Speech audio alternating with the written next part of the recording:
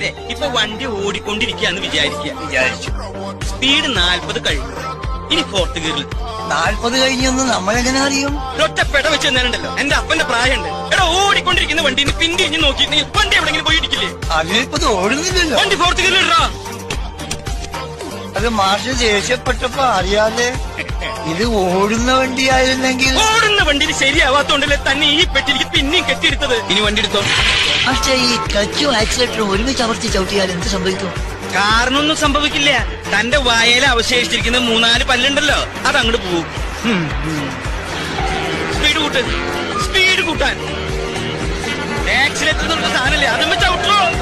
എന്താ ഇയാൾ കാണിക്കുന്നത്? ഇങ്ങോട്ട് സ്പീഡ് കൂട്ട്. താനെന്താ റോഡിന് ഭരതനാട്യം കളിക്കുക? വണ്ടി പോട്ടെ. വണ്ടി പോകുന്നുണ്ട് മാഷേ. ക്ലച്ച് അമർത്തി ഗിയർ മാറ്റും. എന്തിനാണോ എന്നെങ്ങനെ കഷ്ടപ്പെടുത്തണേ? ഗിയർ മാറ്റുമ്പോ ക്ലച്ച് ഒന്ന് അമർത്തടോ. അതിന് ക്ലച്ച് എവിടെ? ക്ലച്ച് വേണ തനിക്കിപ്പോ വേണ ക്ലച്ച്. എടോ എടുത്തോ